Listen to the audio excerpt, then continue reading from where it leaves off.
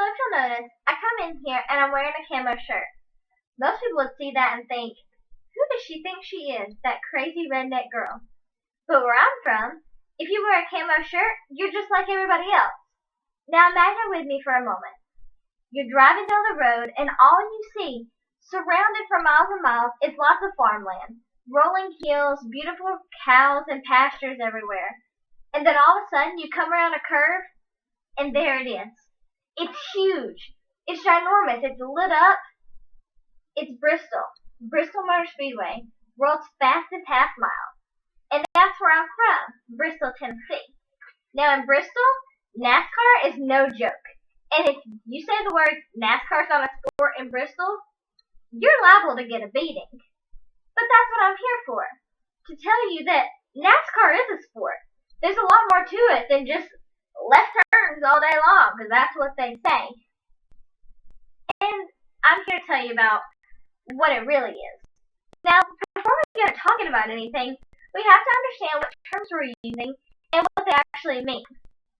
So, we go to trusty old Google, and Google defines a sport as an activity involving physical exertion and skill in which an individual or a team competes against another or others for entertainment.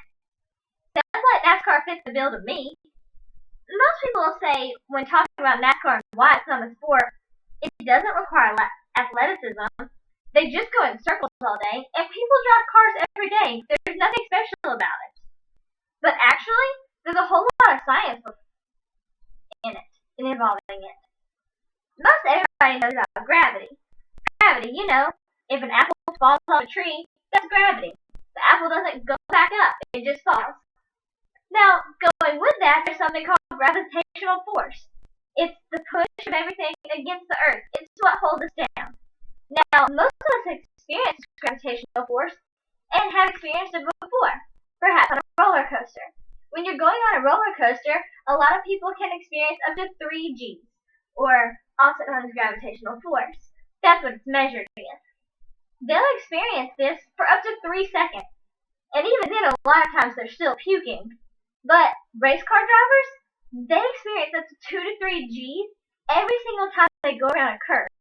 That's a crazy amount. In order to be able to withstand that much gravitational force for 3 hours or more while they're going around all these laps, you have to be in impeccable condition. Most race car drivers work out for hours each day just to be able to work their bodies up to where they can withstand this and push against the gravitational force every time they go around a turn. Not to mention, they're also doing this in like 120-degree heat. There's no air conditioning inside a stock car. Now, also, the pit crew, also known as the family of the race car driver. A lot of times, football players and other athletes end up going and joining the pit crews of NASCAR drivers because they have to be in shape too. You don't see a fat pit crewman going around, if you know what I mean. The pit crew, just to be frank, have to jack up half of their 3,400-pound car, change 4 tires, add 22 gallons of fuel, and make no mistakes in just 15 seconds. Next time you're out at a party or something, try getting a couple people together and doing that in 15 seconds. I think you'd be surprised at the results. It's crazy because they have to be in great shape. These people are all athletes. There's no other way to describe it. But the thing is, while people are going to continue to say this isn't a sport, and it's going to go on forever, it's been going on since the beginning of NASCAR anyway. People are going to continue to be ignorant and see their own ways, but that's just how it is. Even race car drivers know that it happens, and they accept it and roll with the punches. One of the best-known race car drivers, Jimmie Johnson, recently had to deal with the same thing. You see, there was a man who was on a show, and when asked if they thought that Jimmie Johnson was an athlete, he said, absolutely not. He didn't even give it a thought. Now, of course that was offensive, and when Jimmie Johnson saw it, he tweeted about it. You know Twitter, stuff spreads like wildfire. He said, the debate continues. Everyone is entitled to an opinion. Hashtag, drivers are athletes. Now, the guy wanted to go back and say stuff more, but Jimmie Johnson once again tweeted again and said, in paraphrase, I'm not going to fight with you. There's enough venom already being spewed around. Now, personally, I think that's a great way.